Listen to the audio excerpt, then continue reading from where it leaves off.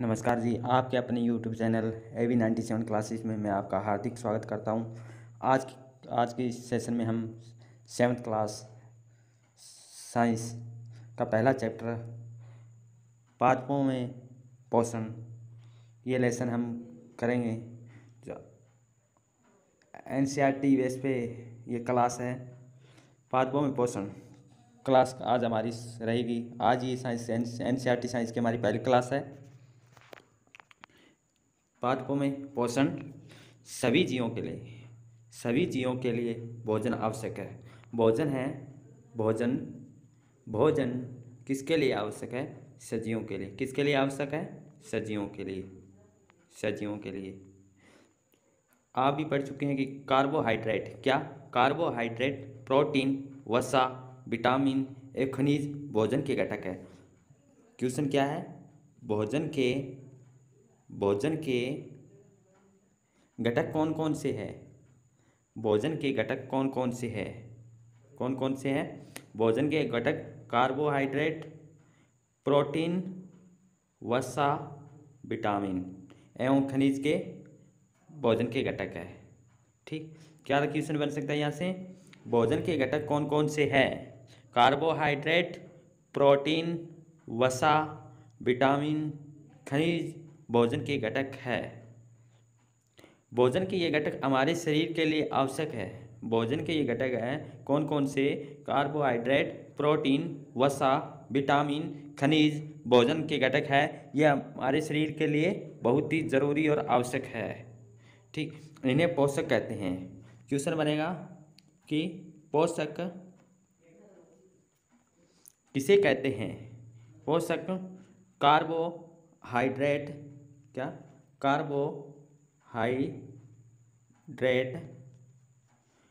Protein, वसा, vitamin एवं खनिज भोजन के घटक जो भोजन ये हमारे लिए शरीर के लिए आवश्यक है, इन्हें क्या कहते हैं? पोषक कहते हैं।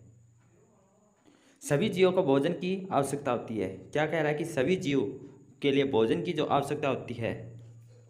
देखो दोबारा से देखते हैं लाइन को। भोजन किसके लिए आवश्यक है? सभी जीवों के लिए। भोजन किसके लिए आवश्यक है? सभी जीवों के लिए। और भोजन के घटक कौन कौन से हैं? भोजन के घटक कौन कौन से हैं? कार्बोहाइड्रेट, प्रोटीन, वसा, विटामिन और खनिज के भोजन के घटक है। और ये भोजन के घटक हमारे शरीर के लिए क्यों आवश्यक है? और इन्हें जो ये घटक है कार्बोहाइड्रेट, प्रोटीन, वसा, विटामिन, खनिज भोजन के घटक ये हमारे शरीर के लिए आवश्यक है। तो इन्हें क्या कहते हैं? पोषक। ठीक, सभी जीवों के लिए भोजन की आवश्यकता होती है। पादप पौधे पादप को क्या बोलते हैं? पौधे सभी के लिए भोजन तैयार करते हैं। क्या कह रहे हैं कि पादप पौधे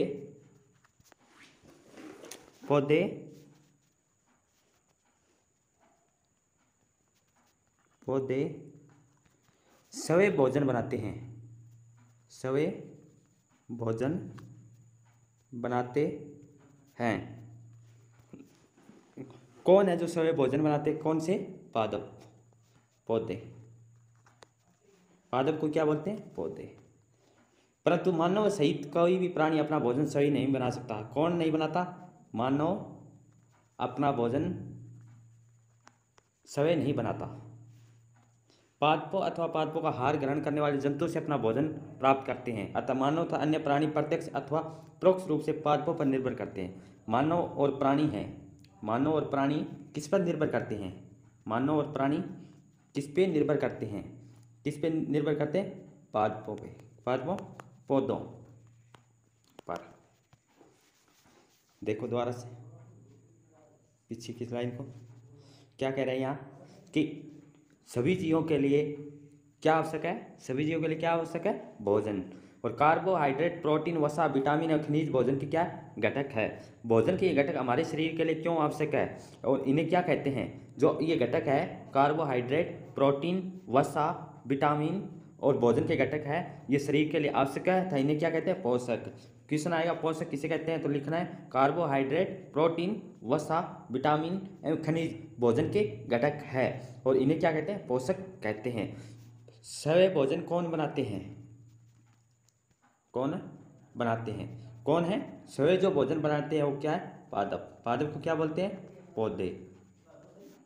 ये खुद अपना भोजन तैयार करते हैं, दूसरों पे आश्रित नहीं रहते, दूसरों पर आश्रित नहीं रहते। प्राणी है, प्राणी किस पर निर्भर करता है, प्राणी पादपों पे परोक्ष या प्रत्यक्ष रूप से निर्भर नहीं है, ये दूसरों पर आश्रित रहते हैं। मानव सहित कोई प्राणी अपना भोजन स्वयं नहीं बनाता। मानव सहित, जो मानव सहित है क्या है, जो जंतु भी है, जंतु क्या है दूसरों पर निर्भर करते, और हम भी क्या है दूसरों पर निर्भर है। पौधे क्या है स्वपोषी है, जो स्वयं अपना भोजन बनाते हैं। पादपों में पोषण विधि क्या कह रहा है, पादपों में जो पोषण विधि है, पौधों में पोषण विधि मतलब भोजन कैसे किस विधि से तैयार किया जाता है, कैसे बनाते हैं, ये बात कही। केवल पादप ही ऐसे जीव, कौन से जीव है पादप, जो जल, कार्बन डाइऑक्साइड व खनिज की सहायता से अपना भोजन बना सकते हैं।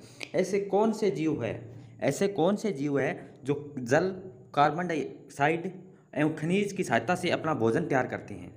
ऐसे कौन से जीव है जो अपना भोजन जल, कार्बन डाइऑक्साइड और खनिज की सहायता से अपना भोजन तैयार करते हो, कौन है भाई, सब जो भोजन बनाते हैं वो कौन है पौधे। कौन पौधे, जिन्हें क्या कहते हैं पादप। ठीक, यहाँ से एक क्वेश्चन बन सकता है कि सवे जो अपना भोजन बना सकते हो कौन है पादप। पादप अपना भोजन में क्या लेते हैं जल और CO2 को क्या बोलते हैं कार्बन डाइऑक्साइड और खनिज की सहायता से भोजन बनाते हैं। और वे सभी पदार्थ उनके प्रवेश में उपलब्ध होते हैं। पोषक पदार्थ सजीवों की शारीरिक संरचना, वृद्धि तथा क्षतिग्रस्त भागों के रख रखाव के लिए समर्थ बनाते हैं। पोषक पदार्थ है वो सजीवों की शारीरिक, सजीव जो श्वसन या सांस लेते हैं, क्या उनकी शारीरिक रचना, शरीर की बनावट, वृद्धि और क्षतिग्रस्त जो भागों के रख रखाव के लिए समर्थ बनाते हैं। विभिन्न जैव प्रक्रमों के लिए आवश्यक ऊर्जा भी प्रदान करते हैं। सजीव द्वारा भोजन ग्रहण करने में व उसके उपयोग की विधि में पोषण कहते हैं। सजीव जो भोजन ग्रहण करते हैं, सजीव द्वारा भोजन ग्रहण करने की विधि को क्या कहा जाता है, सजीवों द्वारा भोजन ग्रहण करने की विधि को क्या कहते हैं पोषण। क्या कहते हैं पोषण। पोषण की वह विधि जिसमें जीव अपना भोजन स्वयं संश्लेषित करते हैं उसे क्या कहते हैं स्वपोषण। स्वपोषण किसे कहते हैं, स्वपोषण। स्वपोषण किसे कहते हैं, किसे कहते हैं पोषण की वह विधि। क्या कौन सी विधि है, पोषण की वह विधि जिससे जीव अपना भोजन स्वयं संश्लेषित करते हैं, जो स्वयं भोजन बनाते हैं उसे क्या कहते हैं स्वपोषी। तो पादप कैसे हैं, पौधे कैसे हैं, पौधे अपना खुद का भोजन बनाते, दूसरों पे ये आश्रित नहीं होते, तो इन्हें क्या कहते हैं स्वपोषी। स्वपोषी पोषण की वह विधि जिसमें स्वयं जीव अपना भोजन स्वयं बनाते हैं। जंतु अधिकतर अन्य जीव, जंतु और हम लोग क्या है संश्लेषित भोजन ग्रहण करते हैं और उन्हें विषम पोषी कहते हैं। क्या हम पादपों द्वारा जो बनाया हुआ भोजन है, पादपों द्वारा जो तैयार किया हुआ भोजन है वो हम ग्रहण करते हैं, तो इन्हें क्या कहते हैं विषम पोषी। कौन सी दो विधि है, एक है स्वपोषी, कौन सी स्वपोषी, एक कौन सी विधि है विषम पोषी। विषम पोषी, स्वपोषी में क्या आते हैं पौधे, पादप, विषम पोषी में जीव, जंतु आते हैं। पादपों की खाद्य फैक्ट्री कहाँ स्थित है, ये बोल रहा है। क्या भोजन पदार्थ के सभी भागों में निर्मित होता है अथवा केवल कुछ भागों में, ये बताना है हमें। पादपों ने ऊपर से कच्ची सामग्री किस प्रकार प्राप्त करते हैं। पादपों में खाद्य फैक्ट्रियाँ कौन सी होती? पत्तियाँ हैं, पत्तियाँ पादपों की खाद्य फैक्ट्रियाँ हैं। क्या कह रहा है? पादपों की, क्वेश्चन यहाँ से एक बन सकता है, पादपों की खाद्य फैक्ट्री किसे कहते हैं? खाद्य फैक्ट्री, फैक्ट्रियाँ किसे कहते हैं? किसे कहते हैं? आंसर क्या आएगा हमारा? पादपों की पत्तियाँ, पत्तियाँ। क्या आएगा? पत्तियाँ। अतः सभी कच्चे पदार्थ पत्तियों तक पहुंचने चाहिए। मृदा में उपस्थित जल व खनिज जड़ मूल द्वारा अवशोषित किए जाते हैं।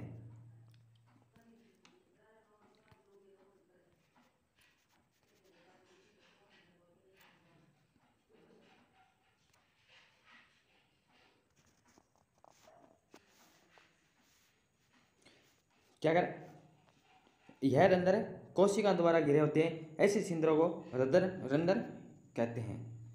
को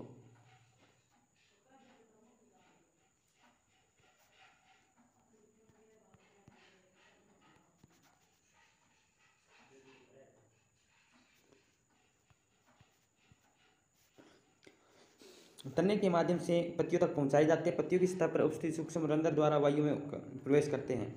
रंध्र क्या होते हैं? रंध्र रंध्र द्वारा कोशिका द्वारा घिरे होते हैं। ऐसे छिद्रों को रंध्र कहते हैं। जल व खनिज वाहिकाओं द्वारा पत्तियों तक पहुंचाए जाते हैं। वे वाहिकाएं नली के समान होती है। जड़, तना व शाखाओं पत्तियों तक फैली होती है। पत्तियों को पोषकों को पत्तियों तक पहुंचाने के लिए वाहिकाएं के सतत मार्ग बनाती है।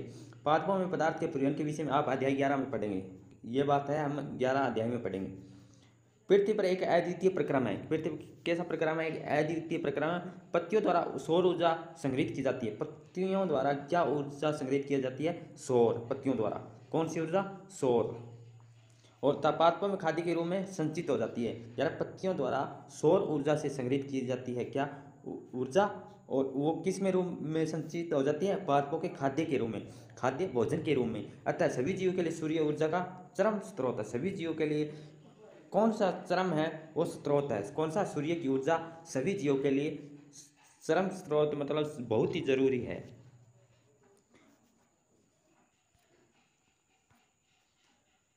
प्रकाश संश्लेषण होने की खाद्य स्थिति में खाद्य उपलब्ध नहीं होगा। सभी जीवों का अस्तित्व प्रत्यक्ष अथवा परोक्ष रूप से पादपों द्वारा निर्मित भोजन पर निर्भर करता है। क्या कह रहा है? कि सभी जीव, कौन से जीव? प्राणी और जंतु, प्राणी और जंतु किस पे निर्भर करते हैं? पादपों पे। किस पे? प्रत्यक्ष या परोक्ष रूप से। किस पे निर्भर करते हैं? पादपों या पौधों पर निर्भर करते हैं। इसके अतिरिक्त सभी जीवों के लिए परमावश्यक ऑक्सीजन भी प्रकाश संश्लेषण के द्वारा निर्मित होती है। क्या कह रहे हैं? कि ऑक्सीजन हमें कहाँ से मिलती है? O2, oxygen. ऑक्सीजन हमें कहाँ से मिलती है? पौधों से। पौधों को क्या कहा जाता है? पादप। तो क्या कह रहा है ये बात यहाँ? कि सभी जीवों के लिए जो बहुत ही जरूरी क्या है? ऑक्सीजन। ऑक्सीजन नहीं होगी तो हम क्या जीवन जीवन है हम जी सकते हैं? नहीं। अगर ऑक्सीजन नहीं होगी तो हम सांस नहीं ले सकते। अभी कोविड-19 में देखा होगा कि ऑक्सीजन की कितनी कमी हो रही है। तो यही बात ये कह रहे हैं कि हमें ऑक्सीजन कहाँ से मिलती है? पौधों से। कहाँ से? पौधों से। प्रकाश संश्लेषण की अनुपस्थिति, प्रकाश संश्लेषण की न होने के कारण पृथ्वी और जीवन की कल्पना भी असंभव है।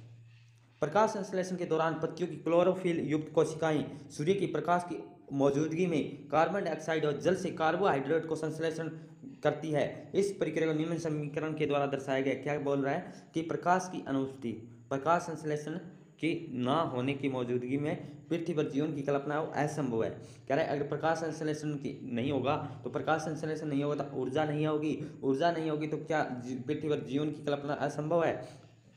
प्रकाश संश्लेषण के दौरान पत्तियों की क्लोरोफिल युक्त कोशिकाओं सूर्य की प्रकाश की उपस्थिति में कार्बन डाइऑक्साइड और जल कार्बन डाइऑक्साइड का संश्लेषण करती है। इस प्रक्रिया को निम्न समीकरण के द्वारा दर्शाया गया है कि जब प्रकाश संश्लेषण के दौरान, जब प्रकाश संश्लेषण होता है और क्लोरोफिल युक्त कोशिकाएं सूर्य की प्रकाश, जब सूर्य का प्रकाश आता है जब पौधों की पत्तियों पे, तो क्या करती है?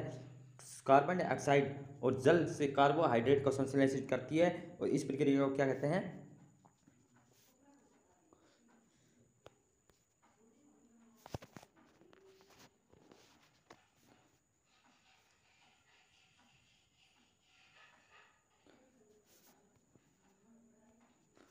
यहाँ एक समीकरण है, इस समीकरण को हम देखते हैं।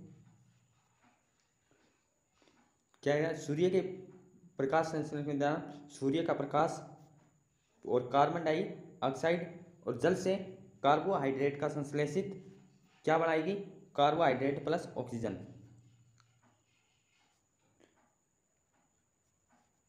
इस प्रक्रिया में जब यह अभिक्रिया होगी, सूर्य का प्रकाश, कार्बन डाइऑक्साइड प्लस जल CO2 प्लस H2O, जब सूर्य का प्रकाश आएगा तो क्या होगी?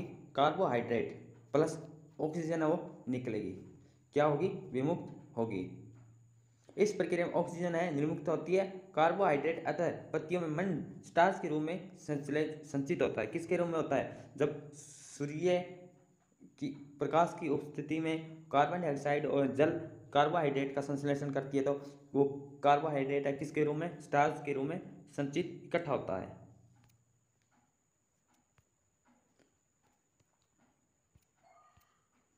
पत्तियों का एक हरा वर्णक होता है, पत्तियों में एक हरा वर्णक होता है, उसे क्या कहते हैं? क्लोरोफिल। क्लोरोफिल किसे कहते हैं? पत्तियों में ऐसे क्या होता है? क्लोरोफिल होता है, जिसमें एक वर्णक होता है जिसे क्लोरोफिल कहते हैं। क्लोरोफिल सूर्य के प्रकाश की ऊर्जा का संग्रहण करने में पत्तियों की सहायता करता है। सूर्य के प्रकाश की ऊर्जा का संग्रहण करने पत्तियों की सहायता कौन करता है? कौन करता है? क्लोरोफिल। क्या है? क्लोरोफिल सूर्य के प्रकाश की ऊर्जा को संग्रहण करने में पत्तियों की सहायता कौन करता है? क्लोरोफिल करता है। हरे रंग का वर्णक किस होता है? उसे क्या कहते हैं? क्लोरोफिल कहते हैं। हरे रंग का, पौधों में हरे रंग का वर्णक होता है, उसे क्या कहते हैं? क्लोरोफिल। ठीक है। सूर्य के प्रकाश की ऊर्जा को संग्रहण करने में पत्तियों की सहायता कौन करता है? क्लोरोफिल करता है। इस ऊर्जा का उपयोग जल एवं कार्बन डाइऑक्साइड के खाद्य संश्लेषण में होता है। किस ऊर्जा का? क्लोरोफिल और सूर्य के प्रकाश में जो ऊर्जा का उपयोग है किसके रूप में होता है? जल का सूत्र H2O और कार्बन डाइऑक्साइड CO2 के खाद्य संश्लेषण में होता है, क्योंकि खाद्य संश्लेषण सूर्य के प्रकाश की उपस्थिति में होता है। खाद्य संश्लेषण किसकी मौजूदगी में होता है? सूर्य के प्रकाश की में, इसलिए इसे प्रकाश संश्लेषण कहते हैं। प्रकाश संश्लेषण किसे कहते हैं? ये क्वेश्चन बनेगा। क्लोरोफिल किसे कहते हैं? हरे रंग का वर्णक होता है वो, उसे क्या कहते हैं? ये क्वेश्चन हमारे यहाँ से बन सकते हैं। तो हरे रंग का वर्णक होगा, इसे क्या कहेंगे? क्लोरोफिल। हरा वर्णक है, ये कहाँ पाया जाता है? पत्तियों में। कहाँ पाया जाता है? पत्तियों में। क्लोरोफिल सूर्य के प्रकाश को संग्रहण करने में पत्तियों की सहायता करता है। सूर्य के प्रकाश में ऊर्जा को संग्रहण करने में कौन सहायता करता है? क्लोरोफिल करता है। ऊर्जा का उपयोग जल एवं कार्बन डाइऑक्साइड में खाद्य संश्लेषण में होता है। खाद्य संश्लेषण सूर्य के प्रकाश की मौजूदगी में होता है, इसीलिए इसे क्या कहते हैं? प्रकाश संश्लेषण कहते हैं।